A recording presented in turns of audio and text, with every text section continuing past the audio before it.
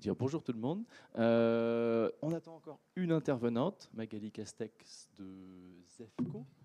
On va commencer un petit tour des intervenants que l'on est, et puis on va commencer assez vite parce qu'apparemment il faut rattraper le temps perdu.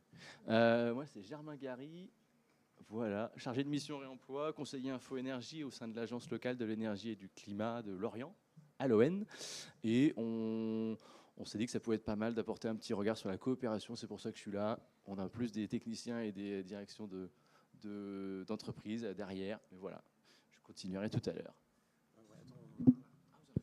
Bonjour, moi je suis Jérôme Blangeois, je ne suis pas du tout un spécialiste de remploi, je suis directeur de projet urbain, enfin de projet de rénovation urbaine, le projet de Bois du Château sur la commune de Lorient. Bonjour à tous, je suis ravie d'être ici. Je suis Sarah Westerfeld, je suis la directrice générale de Bellastock, qui est une société coopérative d'intérêt collectif. On est composé d'architectes et d'ingénieurs, de communicants, de juristes d'affaires. Une équipe très pluridisciplinaire. Et on travaille dans le réemploi de matériaux depuis presque 15 ans maintenant. On a commencé avec un festival d'architecture pour expérimenter par le faire. Et puis progressivement, on s'est lancé dans le réemploi. Enfin, progressivement, plutôt de manière très rapide.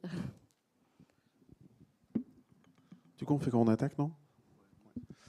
Alors, dans la petite scénographie qu'on a imaginée pour cette présentation, moi, je joue le rôle du maître d'ouvrage pas expérimenté, mais qui peu à peu fait sa prise de conscience du réemploi. Et puis ensuite, des spécialistes du réemploi pour vous dire des choses peut-être plus précises. Mais moi, je vais raconter un peu mon cheminement. Donc en fait, le cheminement, ça commence par, comme un peu la rencontre qu'il y a aujourd'hui, hein, c'est le contact avec une étude, avec des spécialistes qui viennent nous parler de réemploi, notamment à l'ON qui lance sur le pays de Lorient, Germain en parlera, une étude de faisabilité pour réaliser une plateforme physique de réemploi de matériaux issus de la déconstruction des bâtiments. Donc c'est une mission qui est confiée à Recovering, Bellastock et Spelia. Et moi, j'assiste à des réunions. Et en fait, c'est à la fois très intéressant puisque c'est un nouveau domaine qu'on découvre, et c'est un peu frustrant aussi puisque même si on ne va pas s'arrêter là, deux des conclusions de l'étude qui sont plutôt à vocation négative, c'est que, alors je commence par les conclusions positives, c'est qu'en fait on a un vrai potentiel de remploi, il y a plein de projets de déconstruction qui se déroulent sur le territoire. Et puis l'autre bonne nouvelle, c'est qu'on a aussi des filières et des acteurs qui commencent à se positionner sur ce champ-là. Par contre, deux difficultés, il n'y a pas de foncier disponible, on n'arrive pas à trouver de la place pour une plateforme de réemploi. Et deuxième difficulté, on n'a aucun opérateur qui se positionne en maître d'ouvrage de la réalisation d'une plateforme. Par contre, moi, ça me donne des idées. Donc, moi, je suis directeur d'un projet de rénovation urbaine, mais qui est assez classique, hein. C'est-à-dire que dans ces projets, on va s'appuyer sur de la démolition de logements sociaux vétustes et pas bien placés pour créer un nouveau quartier et construire à la fois des espaces publics et des logements. Donc, à Bois du Château, on va démolir 500 logements sociaux et reconstruire 800 logements neufs. On fait à peu près 20 millions de travaux de VRD dans le quartier pour un investissement global de 250 millions. L'idée, c'est de se dire, bon, sur un quartier de rénovation urbaine, et d'ailleurs ça a été fait ailleurs avant, hein, bien sûr, il y a sans doute une pertinence à se poser la question du réemploi. Qu'est-ce qu'on peut faire sur place pour faire du réemploi, et d'autant plus que dans le cadre d'une opération d'aménagement, on peut peut-être trouver de la place pour stocker des matériaux, à condition que ce ne soit pas trop important. Et puis, à l'intérieur global de l'opération d'aménagement, on peut sans doute faire le choix de se dire on va faire une plateforme qui sera certes une plateforme provisoire, mais on va pouvoir stocker des matériaux. Ça, c'était l'étape 1, prise de conscience et application à un projet d'innovation urbaine. L'étape 2, nécessaire, c'est de monter en compétence sur un sujet qu'on a juste découvert au cours d'un colloque. La montée en compétence, elle s'est faite par une mission d'AMO confiée à Bellastock, hein, qui avait été un des co-traitants de l'étude précédente. Et ça a confirmé pas mal de choses. Ça a confirmé le fait qu'on avait un gisement, ça a confirmé le fait qu'on avait des pistes d'exploitation sur les espaces publics. Et puis, on a commencé une réflexion sur les synergies possibles entre les phases travaux de déconstruction et les phases de réalisation d'espaces publics et de construction. Et surtout, alors surtout, c'est pas le seul sujet, mais c'est quand même très important pour mon sujet à moi. Travailler avec Bellastock, c'était aussi travailler, alors j'ai un peu lancé un grand mot, mais sur la désirabilité du réemploi, c'est-à-dire que au début du process, pour les élus de la ville de Lorient, le réemploi, ils voient surtout ça comme des nuisances, du bruit, de la pollution, un truc moche, enfin quelque chose qui n'est pas du tout sexy, pas du tout intéressant, et qu'a priori, ils n'ont pas du tout envie d'accueillir dans un projet de requalification d'un quartier. Du coup, bah voilà, je vous dis monter en compétence de l'expertise technique, voilà, des diagnostics gisements, à la fois des images de matériaux utilisables, et à la fois de la quantification, voilà, des choses qui sont très précises, et puis une première réflexion sur des phasages, et aussi donner des images de ce que ça peut être la plateforme de réemploi et faire en sorte que ce soit des images qui soient plus emballantes et plus convaincantes. Une autre étape de la montée en compétences, c'est l'extension du partenariat. La grande chance qu'on a eue, la ville de Lorient, c'est que Bellastock a voulu nous embarquer dans un consortium qui montait un projet européen de FEDER Interreg, le consortium Preuse, donc, vous voyez c'est en anglais, mais si je traduis, l'idée c'est de dire comment on travaille sur des réponses publiques de plateformes de réemploi pour permettre le réemploi de matériaux. Et ça a vraiment été un très bon point. Déjà, le fait d'avoir un financement Interreg pour les élus, c'était aussi un point déclic, de se dire ok, on y va. Et surtout, le plus important, c'est vraiment la richesse des échanges avec les autres acteurs, y compris des acteurs d'autres pays, pour discuter avec des gens qui sont déjà allés plus loin que nous sur ce sujet et du coup gagner du temps. Et donc ça, c'est vraiment une grosse réponse apportée dans le cadre du consortium.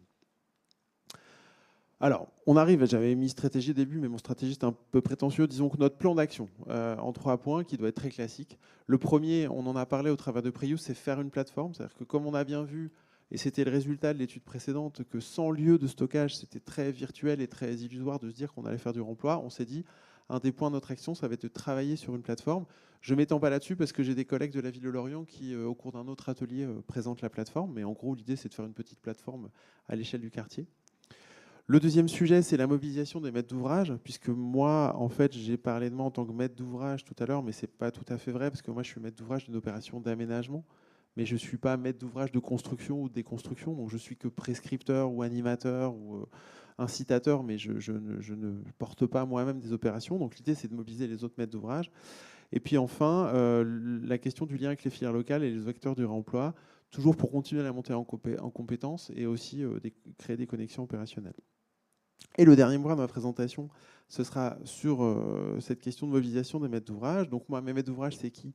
Ça va être les maîtres d'ouvrage des équipements publics de la ville de Lorient. C'est-à-dire que certes, à Lorient, on a un service environnement qui est très, très motivé pour travailler sur l'économie circulaire et le réemploi, mais ensuite, mobiliser nos collègues du bâtiment qui en plus sont bien chargés, c'est un autre champ et c'est un vrai sujet en tant que tel. Le deuxième maître d'ouvrage, c'est Morbihan Habitat, le bailleur du quartier qui réalise la totalité des constructions et qui va réaliser un certain nombre de constructions. Et puis également les autres maîtres d'ouvrage du projet qui sont les acteurs de la diversification résidentielle du quartier, donc en gros des promoteurs, qui viennent construire autre chose que du logement social dans le quartier. Et là-dessus, on est en plein dans ce champ-là, hein, c'est en plein la question qu'on traite aujourd'hui pour avancer. Les leviers qu'on a identifiés aujourd'hui, c'est déjà des financements complémentaires. Donc la chance d'être dans un projet en rue, c'est qu'on peut avoir des financements assez importants pour faire ça. Et aujourd'hui, c'est vrai que sans ça, je ne vois pas comment j'arrive à convaincre mes collègues de la maîtrise d'ouvrage des bâtiments publics ou comment j'arrive à convaincre le bailleur de se lancer dans du remploi. Donc premier point, c'est à la fois une ressource et une limitation. Le deuxième point, c'est travailler sur le lien avec l'ambition environnementale globale, c'est-à-dire qu'on a tous nos acteurs, que ce soit les promoteurs, le bailleur social, souvent ont des volontés un peu globales de travailler sur de la réduction de l'empreinte carbone et sur du remploi, mais il manque un peu de projets concrets à se mettre sous la dent. Donc leur en proposer un, c'est quand même une bonne possibilité de créer une vitrine et de les mobiliser. Les autres liens, c'est la montée en compétence des équipes, c'est-à-dire qu'il faut qu'on sensibilise et qu'on fasse monter en compétence les maîtres d'ouvrage qu'on a en face de nous pour qu'ils se disent que, comme ça a été dit ce matin, ça ne coûte pas forcément toujours plus cher, il y a des ressources techniques, on peut avancer. Et puis, une autre piste que j'ai pour l'instant, c'est que j'ai fait venir pour l'instant des promoteurs dans le quartier de Bois du Château, pas en les suppliant, mais en essayant d'être attractif, parce que c'est pas facile pour un promoteur de venir se dire qu'il va vendre des logements dans un quartier qui, pour l'instant, n'a pas une image super. L'ambition, c'est bien qu'au fil du projet, on devienne un quartier de plus en plus attractif et qu'on puisse intégrer dans les critères de choix des promoteurs un objectif réemploi. Donc voilà pour ma présentation.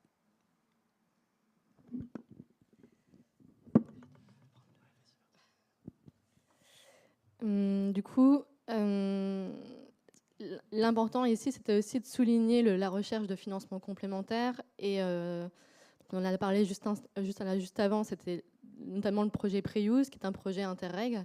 Et donc, je voulais juste souligner cette partie-là parce que la France, on n'est pas si bon que ça pour aller chercher des subventions européennes dans la recherche et l'innovation. On est 4e rang, voire 6e, ça aussi d'une année à l'autre.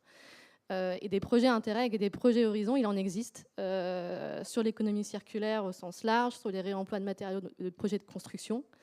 Et c'est ce qui s'est passé aussi de notre côté, en tout cas avec notre homologue belge Rotor et d'autres partenaires, d'aller chercher notamment ces projets européens pour diffuser les méthodes autour du réemploi de matériaux sur des opérations pilotes et tout ça en open source. Et ça partait aussi d'une attention qui était aussi basée sur le fait que le réemploi, on l'a entendu ce matin, était un peu appelé comme précurseur dans le domaine, alors qu'en fait, depuis des années et des milliers d'années, on en fait, que ce soit dans l'histoire antique, dans l'histoire médiévale, dans l'histoire moderne, et ça a stoppé au moment de l'industrialisation pour des questions économiques, de rentabilité et de disponibilité de la ressource, sauf que cette ressource-là, aujourd'hui, elle diminue. Donc il faut qu'on s'adapte. Et s'adapter, c'est rechercher des financements complémentaires également, pour dynamiser la filière, qui est quand même une filière qui est particulière dans le sens où elle est jeune et difficile à mettre en place pour des contextes économiques, bien sûr, mais des contextes de territoire aussi et de ressources. Donc on a ce projet européen qui est venu à la suite d'un premier projet européen mené avec Rotor et Bellastock et d'autres partenaires, bien sûr, qui s'appelle Preuse, qui est un projet Interreg. Le budget du projet est de 6 millions d'euros. Il a été financé à 60% par Interreg à 3,6 millions. C'est 9 partenaires autour de ce projet-là qui réunissent la Belgique, la France, le Luxembourg et les Pays-Bas. Et donc qui a démarré en 2024 et qui se clôturera en 2028. Il vise donc du coup à dynamiser le secteur pas le secteur, mais en tout cas les ressourceries et les centres de réemploi publics, en accompagnant notamment 3 opérations pilotes, l'Utrecht, Lorient et Roubaix, pour des plateformes qui ont besoin d'être pilotées dans son fonctionnement et dans l'archétype architectural et économique du projet, et également sur différentes actions, 3 en particulier, qui concernent la métropole du Grand Paris, la ville de Mechelen et la ville de Vils, pour les accompagner dans une perspective de création de centres de réemploi sur leur territoire. Et donc ici, on a des opérations pilotes qui sont un peu particulières puisqu'on va accompagner ces publics justement pour voir un peu la faisabilité économique, voir ce qui peut être fait et surtout l'étudier. Donc on a sorti il y a à peine un mois en open source notre premier rapport qui permettait aussi de diagnostiquer tous les centres de réemploi qui existent aujourd'hui en France et en Belgique. Notamment, alors bien sûr, il y a un petit électron libre qu'on a intégré dans le projet à Porto, mais parce qu'il a une particularité qui est donc notamment des matériaux de réemploi, mais qui sont classés, qui sont de l'ordre presque de l'intégration dans des musées. Ça, c'est un peu à part, et j'en parlerai juste après. Et donc, du coup, cette étude, elle vise également à former des entreprises, à former des maîtrises d'ouvrage et des bureaux d'études pour justement ces études de faisabilité et également diffuser toutes ces méthodes-là. Parmi ces études, donc cette première étude dont je parlais juste à l'instant, on a regroupé différents types de centres de réemploi. On les a classés par 4 catégories. Notamment la première qui est donc le centre de public interne. Donc finalement ici on va être en flux, c'est même pas un flux, c'est-à-dire en circuit fermé, puisqu'en fait les matériaux de réemploi ne changeront pas de propriétaire. C'est une collectivité ou un bailleur ou d'autres projets publics qui vont mettre en place ce type de centre pour pouvoir stocker des matériaux, souvent les reconditionner et pouvoir les réinjecter dans leur projet. Le deuxième groupe, c'est des centres temporaires. Ici, elles sont là pour une durée bien précise, en général liée à un projet, type un NPNRU. Je parlerai d'un exemple juste après. et les centres qui sont pour le coup ici des centres soutenus par des acteurs publics, qui est dans le troisième groupe. Lui qui a une particularité parce qu'en fonction du contexte, les collectivités, des bailleurs et autres vont injecter des moyens. Et des moyens, ça peut être du foncier, ça peut être des financements, ou également impulser de manière indirecte le développement de la demande de matériaux de réemploi en les intégrant dans les marchés notamment. Et le quatrième dont je parlais, qui est donc les centres orientés vers le patrimoine. Ici, c'est notamment la Banco des Materiais de Porto, qui a mis ça en place il y a déjà maintenant plus de 20 ans, pour aller récupérer des matériaux de réemploi jugés, classés, pour les intégrer dans des musées ou les réintégrer dans des projets de rénovation de ces bâtis historiques. Donc, premier exemple, pas des moindres, parce qu'il est plus que particulier, il est hors norme, notamment à l'échelle européenne. C'est le centre de maintenance de la ville de Paris, à Bonneuil-sur-Marne, qui a été créé en 1996 et qui est présent donc, du coup, à Bonneuil, le long des quais de la Marne, sur plus de 4 hectares, sur des matériaux qui sont donc, issus de la voirie. Donc, principalement des pavés de granit, qui sont par moitié du réemploi de matériaux. L'autre moitié, c'est du neuf, issu notamment du Tarn et de la Bretagne, pour des besoins d'approvisionnement voulus. Le réemploi ne suffira pas à fournir toute la ville de Paris. Et donc la ville de Paris a mis ça en place. Là, on est vraiment dans le groupe 1, puisque c'est privé totalement. Les matériaux ne changent pas de propriétaire. Pour impulser cette dynamique, la ville de Paris impose aux entreprises de travaux de redéposer les pavés et éléments de voirie à Bonneuil, et donc divise du coup les marchés de travaux, divise les marchés de fourniture des marchés de dépose notamment, justement pour obliger ce réemploi de matériaux. Il y a une homogénéité qui est voulue aussi, parce que justement, ça permet aussi de faciliter le réemploi, à savoir 2 épaisseurs de pavés et 4 maximum couleurs, influence de couleurs dans le granit, justement pour faciliter les choses. Et toutes les infrastructures appartiennent à la ville de Paris. Il y a peut-être une exception, c'est l'exploitation des machines, qui, elle, est déléguée à une entreprise. Donc les ateliers de flammage, les débiteuses, etc., tout ça, c'est exploité par une entreprise qui sait faire. Mais on a quand même 15 salariés de la ville de Paris sur place et 5 personnes qui manutentionnent tout ça. Peut-être préciser qu'il y a quand même 20 000 tonnes de matériaux qui circulent pendant l'année sur ce centre de maintenance. Et je précise aussi peut-être, c'est qu'on a un centre de maintenance également à Rennes qui existe. Un autre exemple qui n'est pas vraiment... alors c'est une petite erreur dans le PowerPoint, mais c'est dans le groupe 1 qui réside, parce que c'est une régie interne du centre hospitalier universitaire de Poitiers. Et là, c'est une particularité, c'est que Bellastock a accompagné le CHU de Poitiers dans une stratégie de réemploi en assistance à maîtrise d'ouvrage en 2022, justement pour pouvoir coordonner l'entièreté des services, notamment les services de maintenance et d'entretien au sein du centre hospitalier, pour réemployer un maximum de matériaux. Donc on va retrouver des matériaux de type bois, de type plomberie. Et la plomberie a une particularité parce qu'ils ont même réussi à mettre en place une unité anti-calcaire pour pouvoir réemployer les chasses d'eau. Par exemple, et donc du coup on a réussi à impulser ça et à mettre en place cette coordination interne. Donc c'est aujourd'hui un site de stockage et 4 ateliers qui ont été mis en place par le CHU avec une dizaine de salariés qui s'occupent de cela. Tout est internalisé et il y a une petite particularité, donc c'est pour ça qu'on est aussi entre le groupe 1 et le groupe 2, c'est qu'on a aussi, et le groupe voire même 3, puisqu'il y a une partie des matériaux qui sont donnés, notamment dans des œuvres caritatives et humanitaires, donc qui changent quand même de propriétaire. Un autre exemple qui, lui, est pour le coup un centre de réemploi temporaire, qui est la Maison du Réemploi à Nancy, et qui, elle, est lié à un projet qui est un NPNRU porté par l'OMH, donc l'Office municipal d'habitat, donc un bailleur social, et la métropole du Grand Nancy. Et donc du coup qui ont impulsé cette maison du réemploi. C'est un ancien magasin qu'on voit là,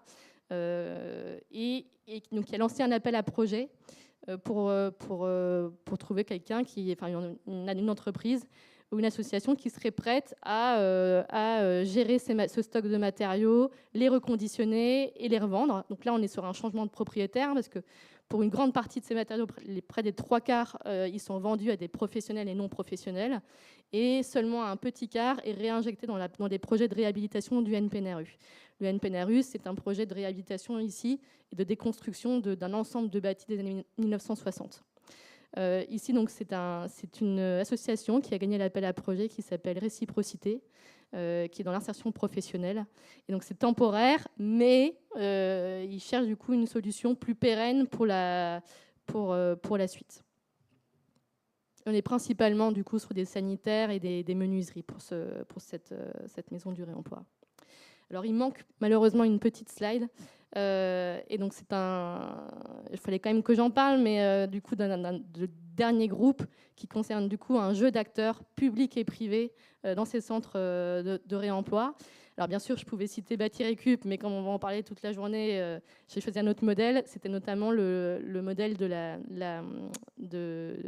la FAB à Bordeaux, qui, lui, donc, du coup, la FAB, c'est une SPL, donc une société publique locale qui a initié la création de ce centre de réemploi avec la métropole de Bordeaux. Et c'est une particularité parce qu'on retrouve différentes typologies d'acteurs dans ce centre de réemploi. On trouve des ingénieurs, des bureaux d'études, des menuisiers et également, alors je ne me trompe pas de nom parce que je n'ai pas mes notes, mais Optilab, il me semble, qui s'occupe du coup de reconditionner les matériaux et de les revendre à bas prix, et également d'accompagner des familles à faibles moyens pour rénover leurs bâtiments, et leurs maisons principalement et leurs appartements. Donc voilà, donc ça c'est une particularité parce que cette FAB, elle a l'ambition d'être pérenne, de promouvoir le réemploi et a carrément intégré une maison du projet au sein de ce centre de réemploi, justement pour sensibiliser le public à ces sujets-là. Donc voilà, donc, des centres de réemploi, on en voit de plus en plus, mais comme je le disais, finalement, quand je cite les dates de ces centres de réemploi, on est sur les années 2022, 2023, voire 2024. La FAB, c'est juin 2024 pour la mise en place. Donc c'est tout nouveau. C'est tout nouveau et on a besoin de l'impulser de différentes manières, avec des financements, parce qu'il y a une faisabilité qui est quand même difficile, et surtout, il faut impulser la demande. Pour impulser la demande de matériaux de réemploi, c'est intégrer cette demande-là dans les marchés. En fait, c'est d'obliger les entreprises et les promoteurs et les maîtrises d'ouvrage à aller chercher ces matériaux de réemploi. Parce qu'ils sont là, ils sont disponibles. Et pour ça, il faut l'intégrer. Et ça, on le voit depuis plusieurs années. Même Bellastock, au bout de 15 ans, on a vu quand même beaucoup les choses évoluer. On était à l'initiative pour convaincre des maîtrises d'ouvrage de faire du réemploi de matériaux avant le cadre réglementaire, avant les diagnostics PEMD. Aujourd'hui, on voit qu'on intègre la nécessité d'avoir un bureau d'études réemploi, notamment dans les marchés de maîtrise d'œuvre. Et la bascule s'est faite là sur 5 petites années. C'est encore tout récent. Top, merci Sarah. Je prends la suite assez rapidement pour te laisser un petit peu de temps.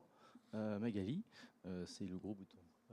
Moi, je voulais juste vous faire une rétrospective un petit peu et vous parler de la dynamique de Lorient, du coup, parce que je trouve ça intéressant dans ces temps de réseau, c'est de savoir un petit peu d'où vient cette dynamique, qu'est-ce qui fait que les acteurs se sont rencontrés, comment on arrive à faire le réemploi.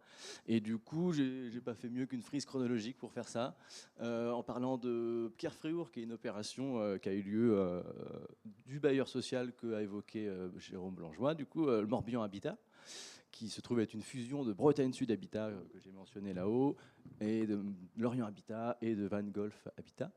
Et c'est la première pierre, ça vient d'un bureau d'études, Nepsen, qui s'appelait à l'époque Armoen d'ailleurs, qui a envie d'expérimenter quelque chose sur le sujet du réemploi par appétence, par envie d'explorer ce sujet-là en tant que bureau d'études.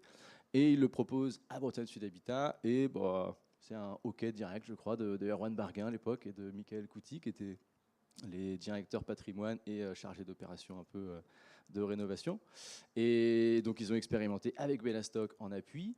Ça s'est plus ou moins bien passé, clairement. Il y a eu des déconvenus, comme tout le temps, quand on s'attaque à un nouveau sujet. Mais c'était la première pierre. Et puis, 1 ou 2 ans après, nous, à l'ON, on entend ce sujet-là. Moi, je trouve que j'ai fait un mémoire sur le réemploi. Et du coup, j'ai voulu intégrer une structure pour faire mon alternance. Toc. Et de fil en aiguille, on se retrouve à répondre à cet appel à projet qui était de l'ADEME et de la région Bretagne, qui permettait d'étudier, comme disait Jérôme tout à l'heure, la faisabilité d'une plateforme de réemploi. Pareil, hein, pas forcément ce qu'on avait prévu en issue, mais c'est pas grave. À chaque fois, on remet des pièces dans la machine. Et le sujet chez Aloën, il a bien pris, et à tel point que du coup, on a pris ce sujet du réemploi un peu à bras le corps, parce que sur le territoire, il n'y avait pas grand monde qui agitait un petit peu ce sujet-là. Donc petit à petit, je vais préciser comment on a pris la place, mais on a entendu parler de l'EFC, l'économie de la fonctionnalité et de la coopération, et il a fallu choisir un sujet sur lequel on va travailler les nouveaux modèles économiques qui accompagnent les sujets de sobriété comme est le réemploi. Et ça a fait tilt un petit peu, on s'est dit c'est un bon sujet, parce que là on parle de massification, on parle de modèle économique un peu classique, où on veut massifier une économie de volume, où on veut un maximum de matériaux, un maximum de tonnes de matériaux réemployés. Et là on s'est dit c'est peut-être malin de réfléchir à quel modèle économique pour accompagner ça. Et donc on s'est fait accompagner par Thierry Debuc, qui est un ergonome, mais au sens de l'ergonomie, le travail, quoi, un laboratoire qui s'appelle Atemis. Donc ça fait partie du programme ADEME qui permet d'accompagner des structures comme les nôtres sur ces sujets d'économie. Et ça a bien marché parce que du coup la dynamique était déjà un peu enclenchée avec l'étude de faisabilité, l'étude des acteurs locaux qui faisait partie de cette étude-là. Et on n'a plus qu'à recycler un peu cette liste d'acteurs un peu investis et convaincus par le réemploi. Et en fait, je vais vous la faire simple, rapide, pour toi Magali. C'est des retours d'expérience, ça passe beaucoup par ça. Mettre un peu en valeur ce qu'on arrive à générer avec le réemploi, ce qui dénote un petit peu avec les tonnages qu'on peut souvent voir à la fin des bilans. Des retours d'expérience sont souvent attachés à du volume et à des choses très matérielles, et nous on essaye d'apporter de la valeur immatérielle et justement de la révéler. Et de la révéler dans quoi? Pour faire simple, dans une convention que j'ai mis un petit peu là en fin de frise. Elle est en cours, c'est un projet de longue haleine, mais au sein de cette convention, c'est un peu ce qu'a fait Toulouse Métropole dernièrement, on a entendu parler. C'est un préambule, mais un peu plus important que d'habitude, un préambule qui donne un petit peu la visée commune que toutes les structures mentionnées ici partagent et adhèrent et sont prêtes à un peu prendre sur elles pour aller vers la coopération. Et coopération, j'ai entendu Franz tout à l'heure, je ne sais pas s'il est là d'ailleurs, avant de lui cacher du sucre sur la tête. Coopération trop facile en Bretagne, nous on considère que ce n'est pas gagné tout le temps, pas gagné d'avance non plus. Ça s'entretient, c'est un effort, la coopération, ça demande plus d'efforts que de la simple collaboration avec des marchés, des répondants, des rapports de force malheureusement. Qui peuvent se tendre de plus en plus avec les budgets qui se contractent, le planning qui se contracte également. La coopération, c'est pas inné et ça se travaille. Et dans ce préambule que je donnais là, on en parle de ça. On en parle et puis on entretient le lien entre tous ces acteurs-là. Et c'est un petit peu ça notre dynamique à Lorient que je pourrais préciser plus longuement. Mais si ça vous intéresse, en tout cas, on peut vous donner quelques recettes, quelques ingrédients. Mais voilà, je préfère te laisser un petit peu de temps et laisser la place aux questions. Voilà. Merci. Donc, moi, je ne m'étais pas présentée, j'étais en pause technique.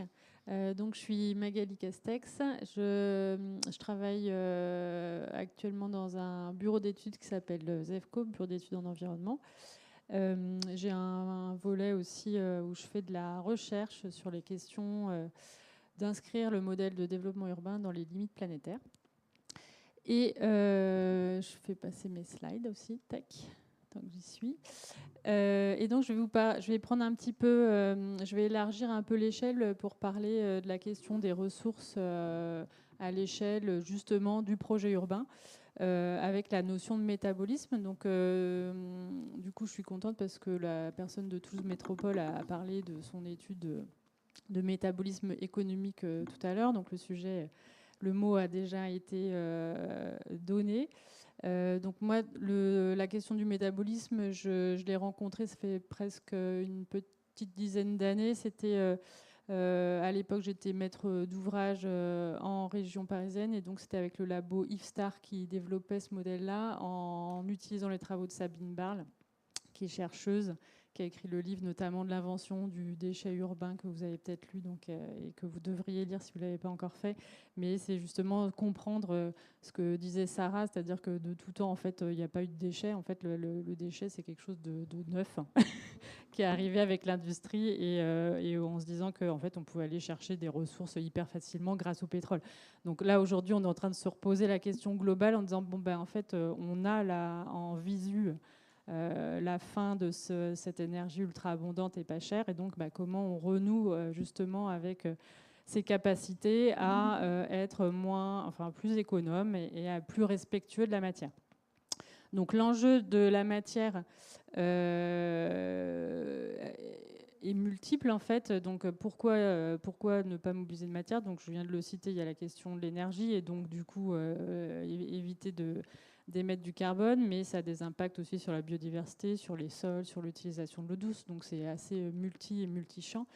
Et d'ailleurs, Rennes Métropole, dans ce cadre-là, s'est fixé comme objectif de diviser par 2 son empreinte matière d'ici 2050. Donc notamment pour rentrer dans le cadre de ses politiques publiques et notamment dans le cadre de son PSET, comme ça a été rappelé en début de matinée, avec les objectifs de neutralité carbone qui sont forcément bouleversent un peu toutes les pratiques qu'on peut mettre en œuvre. Donc, Rennes Métropole, justement, a lancé, là j'inscris dans le contexte global, donc une étude de métabolisme avec différents champs, mais notamment sur le BTP, avec une estimation des flux annuels. Donc l'idée de cette étude, c'est d'arriver aussi à remettre un peu la main sur des données, des grandeurs physiques, en fait. Donc le carbone, on sait que c'est quelque chose que les gens ont un peu de mal à se représenter. Donc là, l'idée, c'est comment on arrive à des choses qui sont peut-être un peu plus palpables, des tonnages de matière. Et donc, on commence à se dire, bon, ben, finalement, comme Toulouse Métropole, tout à l'heure, tu as dit, bon, ben, on a une grande vulnérabilité. Là, l'idée, c'est de se dire, ben, qu'est-ce qui rentre dans la ville pour construire et qu'est-ce qu'il en sort. Donc là, on voit qu'à 81%, ça rentre pour construire des bâtiments, mais qu'il y a aussi du réseau routier pour 8%. Et en sortant, qu'est-ce qui sort? C'est de la terre excavée, de la démolition de bâtiments pour 25%, et puis de la construction, des déchets de construction pour 53%. Et de la terre excavée aussi, même si ce n'est pas forcément marqué là, mais c'est une grande partie. Donc voilà, qu'est-ce qui rentre, qu'est-ce qui sort, et même quelle distance ça parcourt et où est-ce que sont mon réseau de fournisseurs pour compléter aussi cette approche et bien comprendre comment fonctionne cet écosystème de la construction. L'idée, c'était de pouvoir décliner en fait cette étude et de la rendre un peu opérationnelle au quotidien dans un projet urbain. Donc là, qui est un projet qui est à cheval sur Rennes et puis sur Champy et Verne, et qui est un très gros projet, qui est une entrée de ville. Et donc l'idée, c'était très en amont d'essayer de voir finalement, le projet urbain n'est pas du tout fixé, mais de se dire finalement, avec les premières idées qu'on a, qu'est-ce que ça implique en termes d'empreinte matérielle, en termes de mobilisation matérielle, en fonction des différents secteurs. Et donc, sur cette évaluation, c'est le bureau d'études Cité Source qui a fait cette évaluation, en fait, qui se base sur les travaux de Vincent Augizo, qui est un chercheur en fait, qui a développé justement cette conversion bâtiment-tonnage. Donc, il a travaillé tout un tas de ratios et qui, après, il met en œuvre dans cette entreprise qui s'appelle Cité Source. Et donc, voilà, ça nous permet d'avoir ce genre de profil, en fait, en disant, finalement, pour chaque secteur, donc là, vous voyez sûrement rien, mais en gros, je vais prendre les plus gros bâtons. Pour ce secteur-là, en fait, en flux sortant, on a tout ça de terre, et après, pour reconstruire le secteur, on va avoir besoin de tout ça de béton. Donc, ça nous donne envie de dire, tiens, comment on construit en terre, plutôt. Voilà. Donc là, je prends mon autre casquette. construction en terre. Voilà. En tout cas, ça nous donne des chiffres, ça nous donne des volumes, et ça nous permet d'avancer un peu pratiquement sur cette question de comment on arrive à baisser ces flux entrants. Donc évidemment, dans les potentiels pour baisser, il y a la question du réemploi. Donc là, toujours à travers ces ratios, hein, donc, on n'est pas sur une approche telle qu'on a pu l'avoir en disant on va faire des inventaires, des diagnostics ressources pour savoir exactement combien j'ai de lettres de parquet, de lavabo, etc. Là, on est sur une approche par ratio, avec l'intérêt de se dire que suffisamment en amont, en repérant un peu les gros gisements qu'on a, on peut arriver à sonder les filières qui pourraient se positionner pour justement aller chercher ces 1000 tonnes réemployables et sur un quartier qui se développera pendant peut-être une trentaine d'années. Donc on est sur des pas de temps qui peuvent être intéressants aussi. Et donc, voilà, c'est tout ce que j'avais à dire. Et toujours pour finir, pour continuer sur Cité Source, il y a, je leur faisais une pub parce qu'ils me disaient que personne ne connaissait cet outil qui s'appelle Circulap et qui permet de répertorier par type de matière la cartographie des acteurs qui se positionnent en réemploi alors je ne sais pas quel est le périmètre exact, mais ça va plus loin que Rennes Métropole en tout cas. Donc nous, après, en tant que bureau d'études, nous, ZEFCO, on est pas mal positionné sur la question du carbone. En fait, l'objet, c'est de prendre après cette mobilisation matière et puis de voir comment ça se convertit en carbone et comment on la rattache aux objectifs métropolitains pour essayer de voir, en gros, là, on a la courbe de décroissance des impacts carbone. Je ne sais pas ce que je montre là. Bon, même pas. On doit tendre vers un impact carbone qui est très limité. Et donc, sur mon projet urbain, ça veut dire quoi en termes de mobilisation matière, de combien je dispose en budget matière pour construire mon projet urbain finalement. Donc c'est ce genre, en fait, c'est une sorte de pédagogie de la matière. Enfin, c'est l'objectif de ce travail-là, de faire une pédagogie auprès de l'aménageur, de se dire ok, ah ouais, bon, j'ai pas toute la matière que je veux si je veux respecter mes politiques publiques en fait. Donc faire le lien aussi entre le micro et puis le macro. Et après, on a plein de leviers. Le réemploi, c'est un levier. L'autre levier, ça peut être de dire revoir mes besoins en construction aussi. Puis après, travailler aussi sur les questions des matériaux renouvelables locaux, voilà, construire différemment. Et à l'autre bout de la chaîne, là, je vous mettais des exemples de cahiers de prescription où après, concrètement, dans les fiches de l'eau, on va dire, voilà, tout à l'heure, on citait les objectifs de Waste to Build avec 5%, etc. Donc, en général, on met un peu moins sur des opérations un peu classiques, mais en tout cas, on décline en disant, voilà, il y a un certain nombre de lots sur lesquels vous devrez travailler forcément avec du réemploi à telle hauteur, pour permettre là aussi, comme on le disait, d'activer les filières et puis de renforcer cette façon de travailler chez les porteurs de projets. Et c'est tout ce que j'avais à dire. Merci.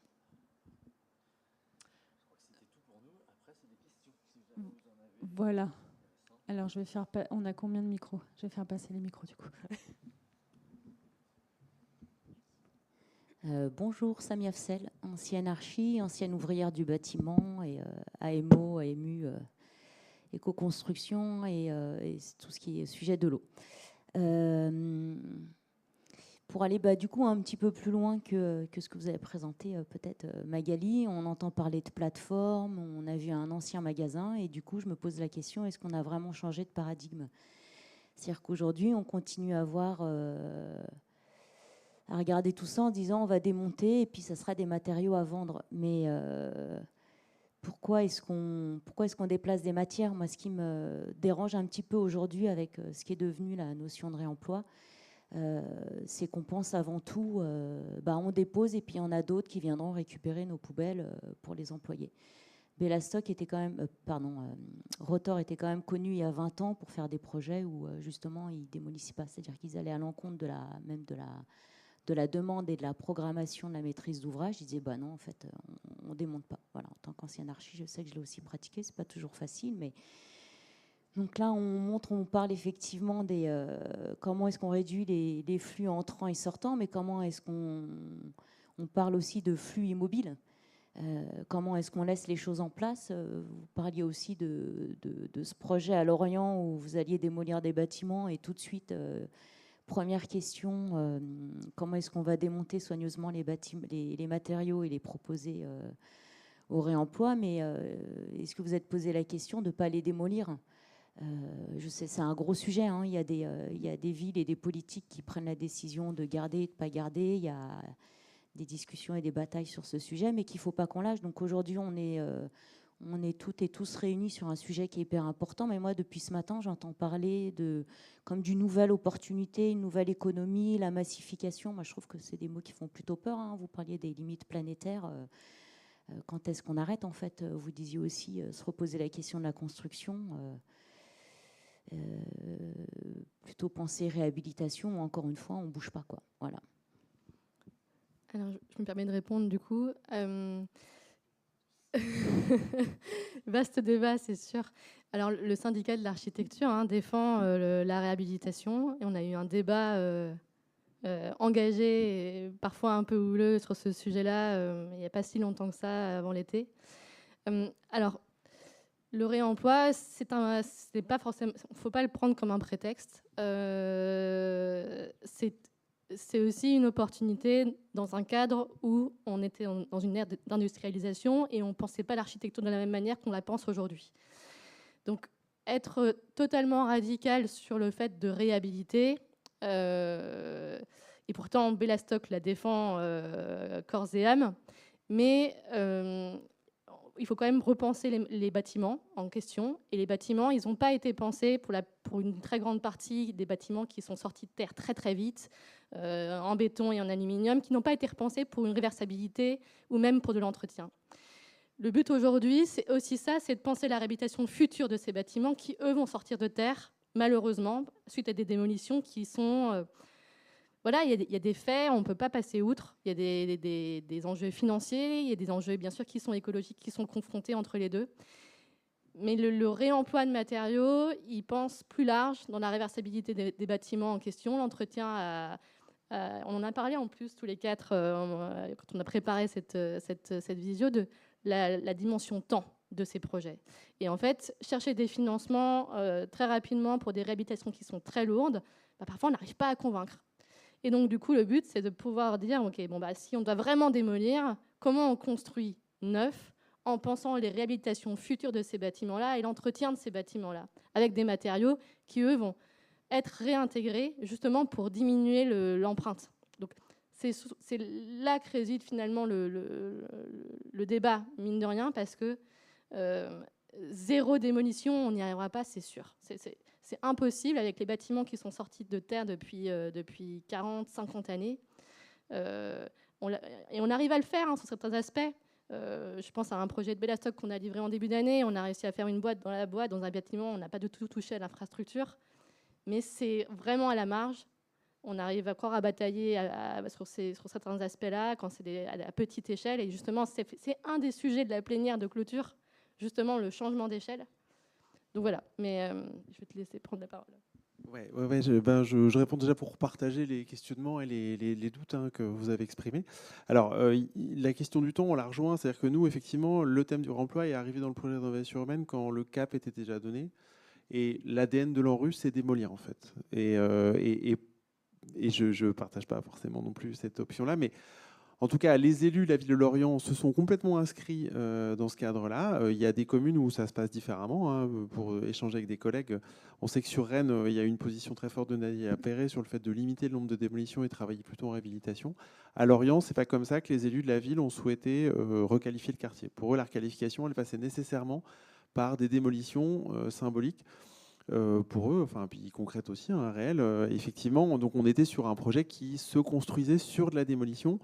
Et du coup, moi, ce que j'ai essayé d'introduire, c'est de voir comment on pouvait on pouvait essayer de moduler un petit peu les impacts carbone qu'avaient ces actions-là. Mais effectivement, on est sur de la démolition. Et pour repartir sur ce que disait Sarah Westerfeld, c'est vrai que les circuits de financement, notamment de l'ANRU, qui est moi mon financeur, sont pas du tout dimensionnés pour faire de la réhabilitation, à tel point qu'on a même dans le projet des secteurs qui devaient être réhabilités et en fait le bailleur ne réussissant pas à trouver un équilibre économique dans son opération de réhabilitation. Alors après, pour des raisons qui sont aussi sur sa culture de la construction, enfin je pense qu'il y a sur sa culture de l'innovation ou de la non-innovation plutôt, mais sur ces sujets-là, fait qu'il n'arrive pas à boucler son budget. Et une des pistes, c'est de dire, bon, comme on n'arrive pas à réhabiliter, on va plutôt démolir, parce que là, pour le coup, le canal de financement en démolition, il est autoroute, quoi, tout droit, 80% du déficit, c'est parfait.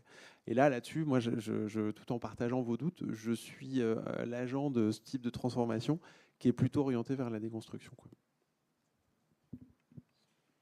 Et moi, je voulais ajouter quelque chose parce que c'était le programme européen, la FCRBE, dont tu as parlé tout à l'heure. Donc, FCRBE, c'est les initiales d'une phrase en anglais, mais qui, en gros, vise à récupérer du matériel.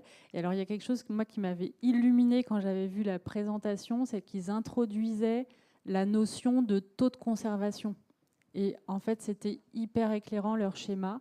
On voyait un immeuble en partant, un immeuble à l'arrivée, qui était peut-être le même d'ailleurs, mais avec des flèches qui disaient ben voilà, combien je garde de mon bâtiment, ben, j'en garde 80%, combien j'arrive à récupérer de matériaux, ben, sur ces 20%, je peux en récupérer 10%. Et en tout cas, ils replaçaient toutes les grandeurs juste en un dessin, et c'était lumineux.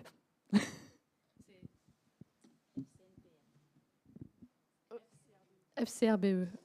J'ai montré une cartographie où on a recensé les revendeurs de matériaux dans toute la France et on continue à le faire aujourd'hui avec le soutien d'Ecominero et Valdelia. Mais on a montré une photo d'ailleurs juste avant dans une de tes présentations. C'était notamment le réemploi de béton. On citait justement cet exemple terre versus béton, mais même le béton se réemploie. Ça existe notamment surtout dans l'aménagement public, c'est beaucoup plus compliqué en gros œuvres, mais voilà, donc on arrive à faire ce genre de choses. Hein. Mais voilà, toujours la question du temps et de la disponibilité, mais c'est important de le souligner.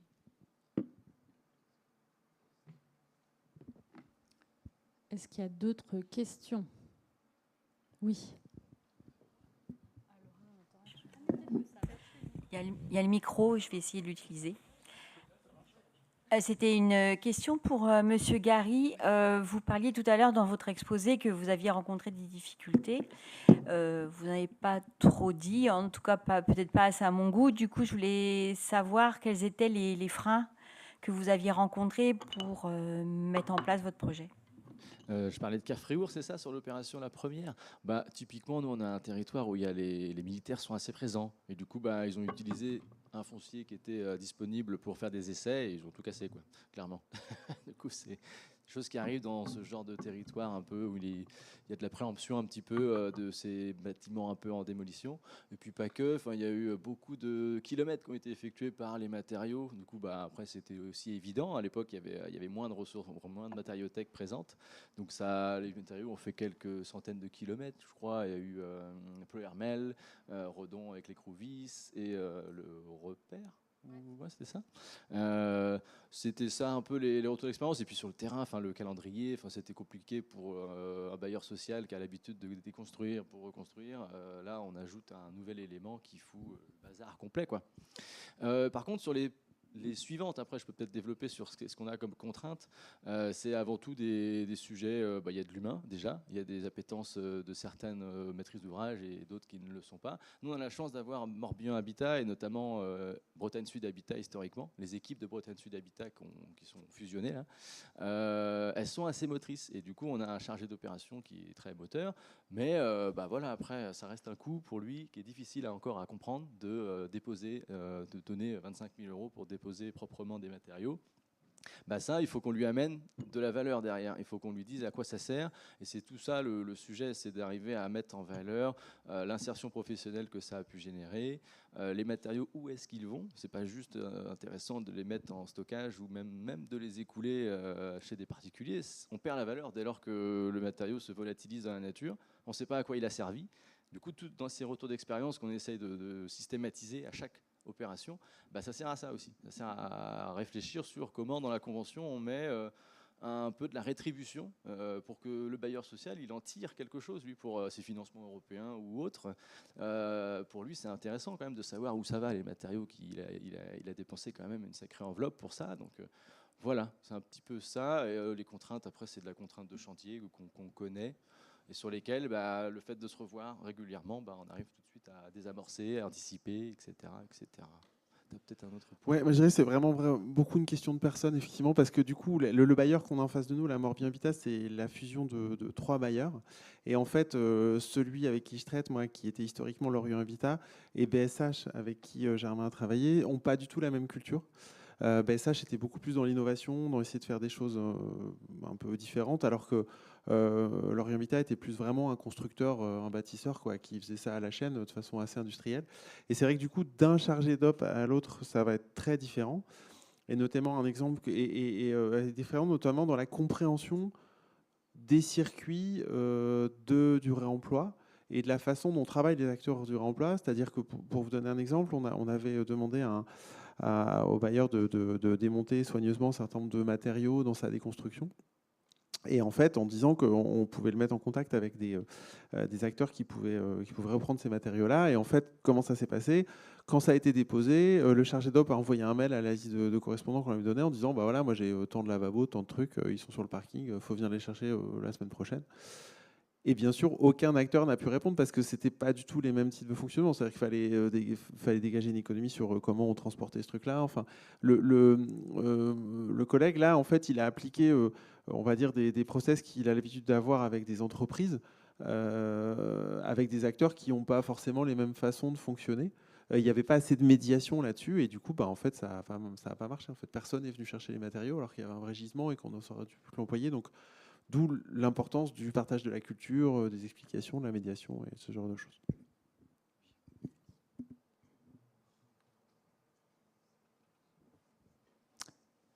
Peut-être. Bonjour, je rebondis sur la question de la médiation. Moi, je travaille plutôt dans le champ de la concertation et de l'assistance à maîtrise d'usage.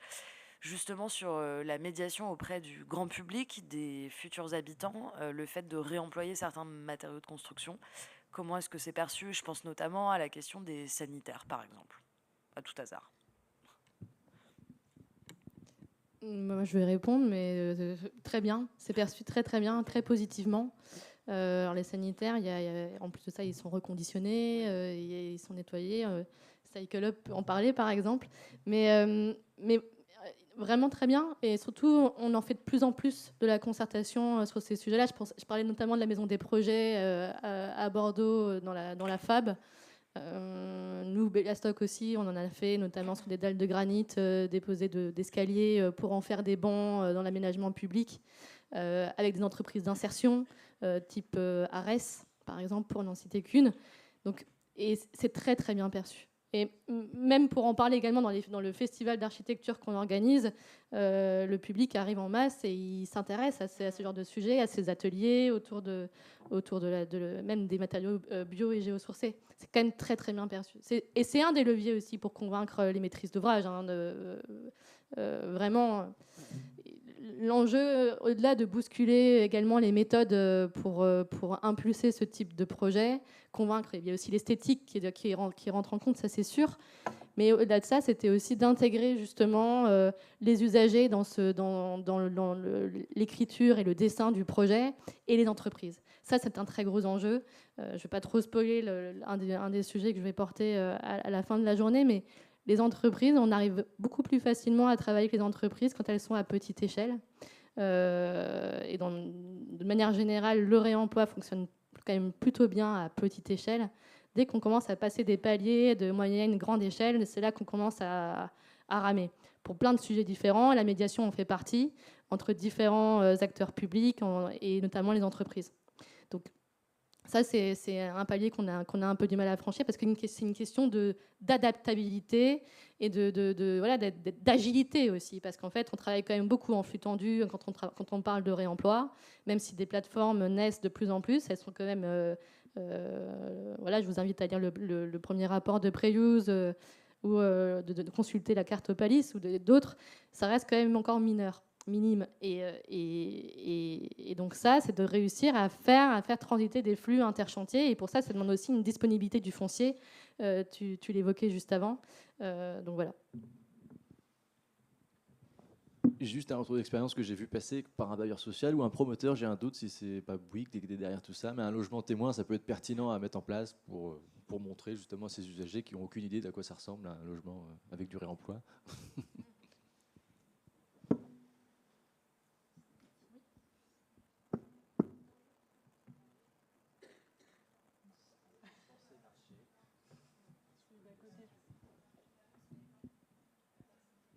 Ah ouais, c'est ça, faut éteindre là-bas.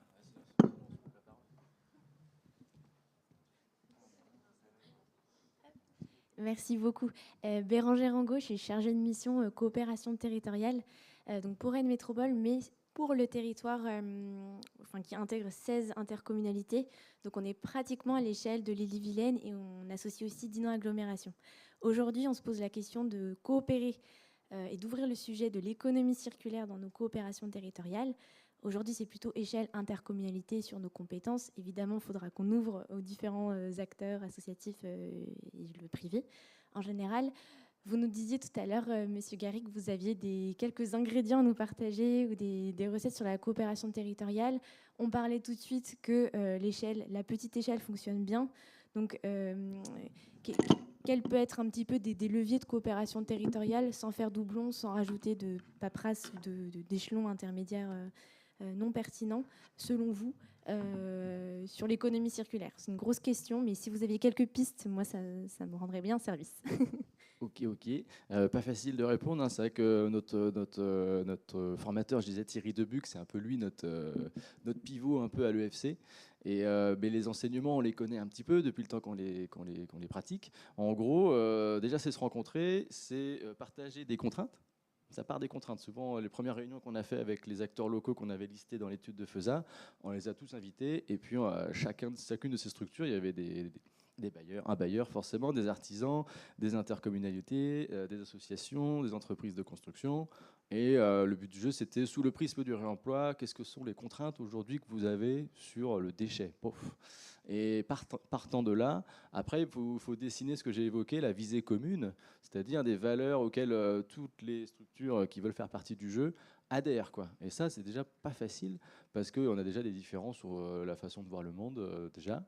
Et donc ça, c'est le premier socle. Et puis après, on fait rien sans se frotter au réel. C'est ce qu'on dit dans l'EFC, c'est que il y a le prescrit, c'est-à-dire le marché, qui doit faire quoi. Et puis après, il y a le réel. Et entre les deux, il y a le travail, on appelle ça. C'est ce qui fait la différence entre... on va se frotter forcément avec des opérations expérimentales. On appelle ça toujours comme ça, même si on pourrait dire que c'est juste... de l'innovation, mais on expérimente. Et puis le plus important, c'est de se retrouver après et de débriefer. C'est ce que j'ai un peu évoqué. Ça paraît tout simple, hein, mais de le faire avec un accompagnement comme on l'a eu là avec le laboratoire Artemis, c'était plutôt très pertinent de se rendre compte que structurellement parlant, un bailleur social, il est siloté comme pas permis. Tu vas sûrement me dire pareil, c'est très siloté aussi dans les services d'intercommunalité. Et après, c'est déjà de se rendre compte de ça, de faire des petits groupes de travail pour justement essayer de désiloter, trouver des personnes séquentes aussi. C'est un sujet important, ça, c'est trouver des personnes au sein des structures. On a parlé de l'humain, là. Dans une structure, il y a peut-être une personne plus qu'une autre qui est un peu plus motivée à travailler sur le réemploi qu'une autre. Voilà, sans non plus la surcharger et la mettre en burn-out parce qu'elle prend ça en mode bénévole en dehors de son temps de travail. Mais ça, c'est hyper important. Et puis après, forcément, il y a l'engagement de la structure. Et là, on en est un petit peu là. On a de bon espoir quand même qu'il y ait pas mal de signataires de cette convention qui liste un peu les engagements de chaque structure. Il ne faut pas que ce soit que le salarié, le chargé d'opération qui s'engage, quoi. Il faut que ce soit la structure en elle-même. Et c'est déjà, je trouve que ça paraît bête, mais c'est déjà beaucoup, ça. de se revoir à chaque opération, de faire un débriefing, de trouver aussi les externalités positives et négatives que ça a généré, le fameux travail là, qui ne ressemble pas du tout à ce qu'on avait prévu. Bah, y a des trucs positifs, il y a des trucs négatifs. Bah, qu'est-ce qu'on en tire de ça, quoi, et comment on transforme l'essai. Voilà, après je pourrais en parler des heures, hein. Les effets utiles, c'est des sujets comme ça. Qu'est-ce que ça sert sur le territoire de faire ça. Voilà, tous des sujets qui parlent à des élus, je pense, quand on parle de valeur créée sur un territoire. Mais tout l'enjeu, c'est de la mettre dans une convention, comme l'a fait, mais je ne l'ai pas lu, celle de Toulouse. Je ne sais pas trop ce qu'il y a dedans. Là, c'est la convention de Toulouse dont on a évoqué tout à l'heure. Voilà. Les objectifs en général, c'est 5%. Oui, et la réflexivité, souvent, elle n'est pas présente dans ces conventions. On parle d'un engagement, on est tous d'accord pour aller vers là. Mais par contre, le fait de se revoir à chaque fois et de sacraliser ce temps de débriefing pour faire évoluer la trajectoire qu'on a envie de prendre vers le réemploi, bah celle-là... Exactement. Le bilan de projet, c'est important.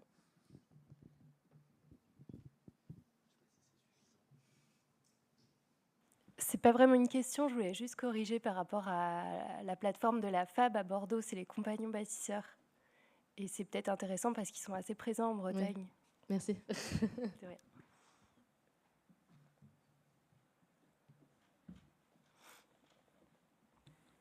Bonjour, Camille Fattier, architecte chez Calca Morlaix. Et j'avais une question un peu spécifique, peut-être. Nous, dans notre pratique, on s'occupe pas mal de bâtiments patrimoniaux.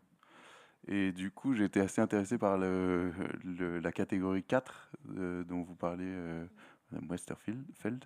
Je me demandais comment ça se mettait en place, parce que dans la pratique du patrimoine, justement, on a du mal à imaginer cette pratique, alors que c'est des époques où ça se pratiquait, c'était absolument naturel de réemployer des choses, des éléments. Donc je me demandais un peu si vous aviez plus d'informations, ou alors où vous les trouvez.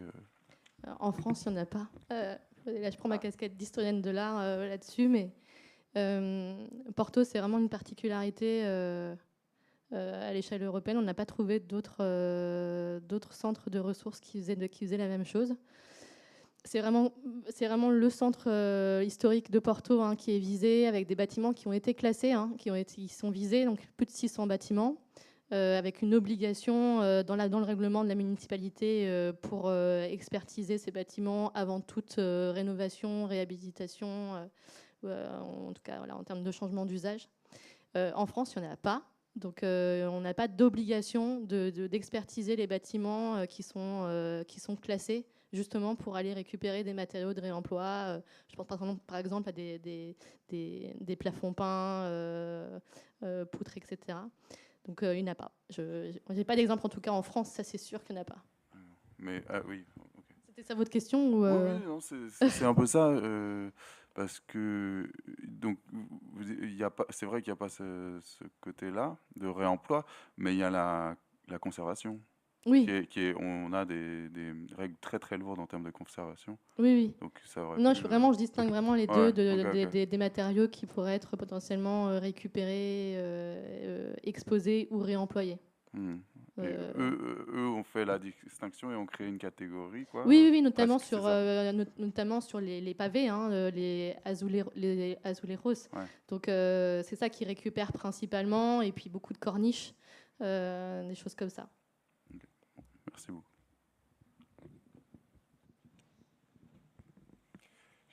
J'ai une question. Bonjour, Vincent Pievache, Samrise, donc maîtrise d'ouvrage. Tout d'abord, un grand merci pour le partage de l'information. J'ai une question peut-être plus à destination de la personne de Lorient Aglo. Est-ce que vous vous êtes fait entourer dès le démarrage?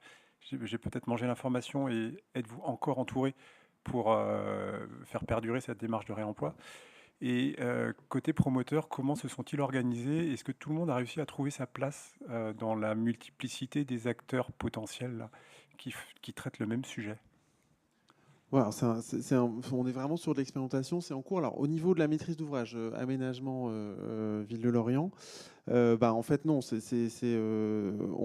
on a pu avancer que parce qu'on était entouré. C'est-à-dire qu'effectivement, le déclic, ça a été la première étude en se disant, tiens, si on faisait une plateforme à Bois du Château, mais c'est la fréquentation de Bellastock et le contrat d'études qu'on a passé avec eux sur une mission d'AMO globale, qui nous a vraiment permis d'avancer sur le sujet et aussi d'avancer aussi bien en termes de montée en compétences que de conviction des élus. C'est-à-dire que ça a été beaucoup des interventions de gens de Bellastock qui sont venus rencontrer les élus, leur montrer ce qui avait été fait sur d'autres secteurs pour que on arrive sur quelque chose qui soit un peu plus attractif.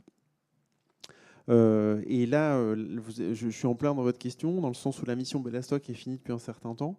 On avance sur le sujet, mais là, je vois bien que moi, en termes de disponibilité, en termes d'expertise, je n'arrive plus à suivre. Donc, je suis en train de relancer une mission d'AMO, et c'est absolument indispensable pour qu'on puisse continuer à mettre la pression sur les opérateurs, sur le bailleur et sur les promoteurs. Et en ce qui concerne les promoteurs, je ne suis pas complètement satisfait de ce qu'ils me proposent aujourd'hui. C'est-à-dire qu'en fait, il y a un côté greenwashing, on fait du réemploi, tout ça. Ils ont tous une page réemploi dans leurs offres. Concrètement, c'est pas terrible. Après, moi, je suis dans une espèce de logique de communication sur l'emploi autour du projet, avec des choses qui sont convaincantes tout de suite et des choses qui sont, pour moi, des graines qu'on plante et on espère que ça va pousser par la suite. Aujourd'hui, le rapport de force que j'ai avec les promoteurs, enfin, j'ai pas de rapport de force avec les promoteurs puisque je leur demande plutôt de venir sur le quartier. Ce que j'espère, c'est que quand le quartier sera plus attractif et qu'on aura plus de pression, ça pourra devenir un vrai motif, un vrai critère de sélection des opérateurs. Et là, pour le coup, on verra comment ça se met en œuvre.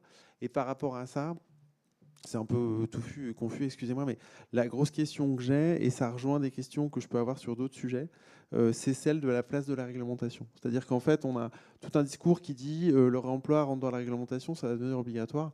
Mais en fait, la performance énergétique et le matériau sourcé, c'est déjà dans la réglementation. Je constate, moi, en tant qu'aménageur, une fois que j'ai vendu le terrain, mes moyens pour savoir vraiment ce que fait le promoteur sur son opération et vérifier quelle est l'empreinte carbone de son bâtiment, est-ce qu'il a pris les bons matériaux, je me rends compte que c'est hyper ténu. Alors pour ça, on a pris un bureau d'études local qui s'appelle Nepsen. Et en fait, j'ai une opération d'un de mes promoteurs sur lesquels j'ai eu un financement de l'ANRU dans le cadre de Quartier Résilient pour marquer le promoteur à la culotte et avoir une évaluation de l'empreinte carbone du bâtiment jusqu'à la phase réalisation. Parce que jusqu'à présent, ce que je constatais, c'est que moi, je mets des trucs dans mes AMI. Bon, voilà, après, c'est quand même surtout du blabla. En fait, c'est du blabla plus ou moins intéressant, mais ça reste assez virtuel. Il y a un peu quelque chose au stade du PC, mais franchement, c'est pas ouf. Une fois que le PC est déposé, conformité, tout ça, machin, enfin, est-ce que j'ai un organisme extérieur qui peut me certifier une empreinte carbone d'un bâtiment? Mais pas du tout. Et du coup, en fait, ils font tous du béton. Donc là, avec le promoteur que j'ai sélectionné, il fait du béton. Par contre, ce que je veux vérifier, c'est qu'à la fin, l'empreinte carbone que lui m'a vendue, soi-disant parce qu'il a fait des études hyper abouties, est conforme dans la réalisation. Mais c'est vrai que on remonte le courant comme des tout petits saumons, quoi, en fait. Qu'est-ce qui risque? J'en sais rien. Il va falloir que j'invente quelque chose, mais pour l'instant, j'ai rien. En fait, je lui ai donné les cartes en main. C'est-à-dire, je lui ai dit, voilà, moi, j'ai un financement de l'ANRU pour faire de votre opération une opération test où jusqu'à la livraison, on va vérifier votre empreinte carbone. Peut-être qu'il se dit que si l'ANRU m'a financé une étude que je peux diffuser disant qu'il n'a pas respecté ses engagements, ça peut être pas bon pour lui. Mais je ne sais pas. Enfin, c'est vraiment de l'expérimentation, quoi. Donc du coup, déjà, rien que sur la partie réglementation thermique et tout, la mise en œuvre de la réglementation, elle est difficile. Donc sur le réemploi, je me dis que ça va être très difficile aussi, quoi. Mais ça n'empêche pas d'essayer. Je ne sais pas si j'ai répondu à ta question. Ouais.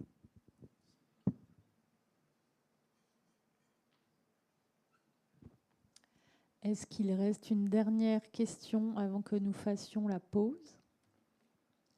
Non. Une fois, 2 fois, 3 fois. Pause adjugée. Merci.